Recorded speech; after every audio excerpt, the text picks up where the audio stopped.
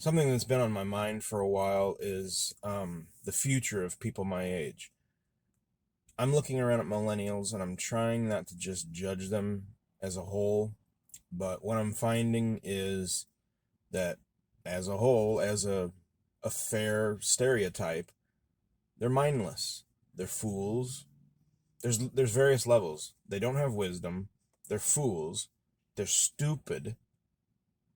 They have like low IQ, it appears. I mean, some of it is habit, some of it is seemingly their ability, or they've been treated like brats their whole life. They've been mollycoddled, so they've never grown into adult human beings and tough of any kind.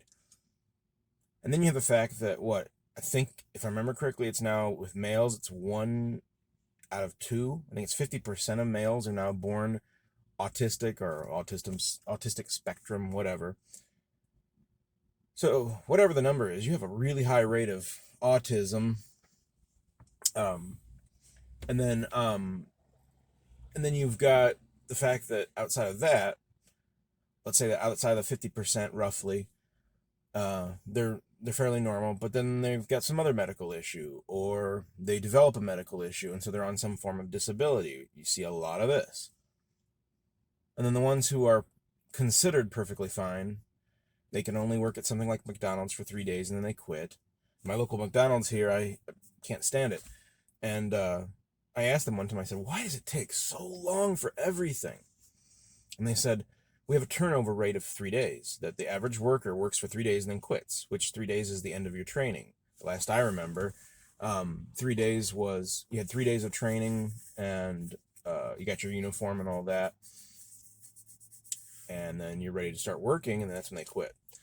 So it's taking forever for the groceries or for the food. And what I'm finding is that I can do anything, and millennials, I talk to them, and they're just amazed if I can use a screwdriver to fix something super simple. They're just absolutely fascinated with it. So what my point is that with all these inabilities of young people, and some of them are intelligent, but it seems like a really high proportion, a high percentage have problems, serious problems.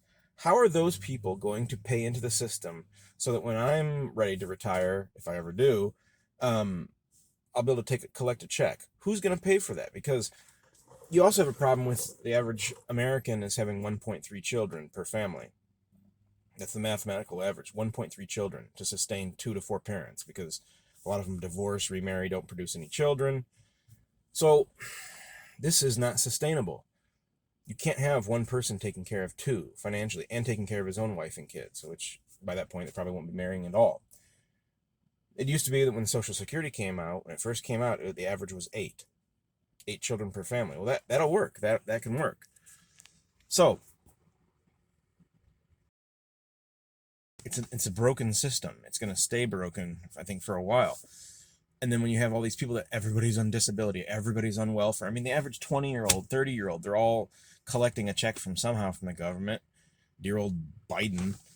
And it's been even before him, others were doing it. So what I tell people my age is get education. And I don't mean like formal education necessarily. I'm talking about MacGyver education. Learn to do stuff. Become a jack of all trades. Learn, when you're eating breakfast, maybe watch a YouTube video or something, after you've read the Bible. I mean, I think the Bible's the most important thing. It really opens you up to a lot of things of other education. But extra biblically, learn things, learn skills, learn how to repair your own vehicles, learn how to repair your mowers, learn how to change your oil, change a tire. It's something I see all the time is kids don't know how to change their own tires. They have to call a service to get a real man to do what they can't do. So I would say learn things, learn how to do things because the other thing is once you learn a skill, you never have to pay anybody else to do that. You've got that money now that you'll never have to spend because you'll be able to do it. And that automatically lifts your wealth. If I never have to pay someone to change the oil, well, I just saved $19.99, every time I got to change the oil. If I learn how to change spark plugs, things like that, just it adds up. And I'm talking about other things outside of cars, just all sorts of issues. And if you don't know where to start, well, the next time you have something that needs to be fixed, just look it up yourself and see if you can find a way to fix it yourself. Look it up on the internet, look it up in books, whatever. But the big deal, I think, is start saving your money outside of the Social Security that they yank out for supposedly getting that someday. Save your own money. Try to save 10% of your income. Pack it away. Invest it in something that's not going to lose anything. And then get land. Buy land. That's one of the big deals. Learn homesteading. Learn how to raise crops. Learn how to raise chickens and goats and cattle. Things like that. Learn how to operate an apple orchard. I used to work at a greenhouse. I've worked on farms. I've done all sorts of things. And it's valuable. Some of it was fun, but not necessarily valuable. I operated a grain elevator one time. Enjoyed it. Had trouble breathing afterward from all the dust. But I don't particularly care. I don't approve of commercial farming the way it's done nowadays with the genetically modified crops and stuff. But it was enjoyable when I assisted my friend. But I'm more into like biblical stewardship farming. Joel Salatin. Look up Joel Salatin. Salatin. Fantastic. That guy will get you going. Read his books. Fantastic. His videos are great. But get an education of where you can do things on your own. Save for land, buy land, and then that way, as you get older and older, you'll be able to live on that land and survive. Because something bad's going to happen, I think, if when the people our age and slightly older start retiring. The people being born now, they couldn't pour sand out of a boot if it was handed to them upside down, and they're gonna somehow run the world. You need to be prepared for this. I think it's coming. Unless we're raptured out of here, it's something we're gonna have to deal with. So get an education, and if you got any questions, ask me. I've been studying this stuff for years. I've been learning homesteading, every kind of handyman or jack of all trade type stuff. I'm always learning something new, and then once I've got it, I've got it. The other thing I do is for saving for wealth is that I don't really generally buy tools brand new. I generally buy them at garage sales, sometimes at Goodwill.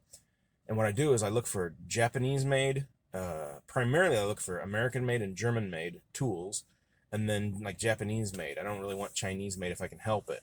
And then even if they're rusty, I don't care. I just get a big gallon of Evapo-Rust. I drop all my tools in Evapo-Rust, leave them for 2 or 3 days, pull them out, shake them off and rinse them off, dry them, and they're like brand new. Even all the rust is, basically all the rust is gone. Any kind of corrosion, any kind of foreign gunk material just rubs right off.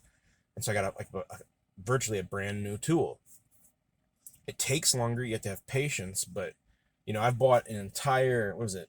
Is there 1 or 2 entire sets of sockets and the wrenches for $10? They were Sears Craftsman. Yeah, it was Craftsman. I think it was 2 sets, an SAE and a metric, if I remember correctly. 2 sets, $10.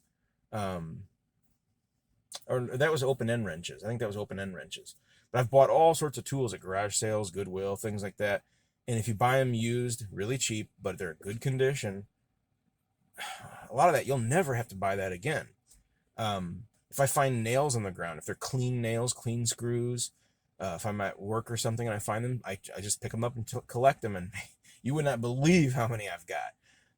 Buttons, if I find buttons, I'll take them off. If I'm throwing away clothing, a lot of times I'll rip the buttons off the clothing, because if I ever need buttons, I don't have to buy them, and I just pile them away somewhere in a little jar or something.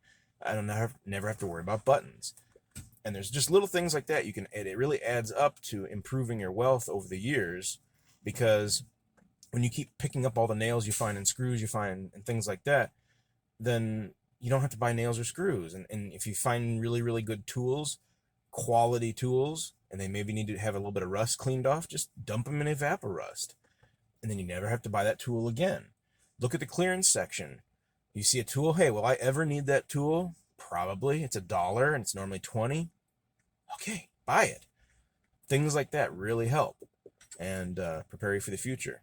Thanks for watching. If you got any ideas for any other videos you'd want me to see, to mention, drop a line, let me know. Thanks.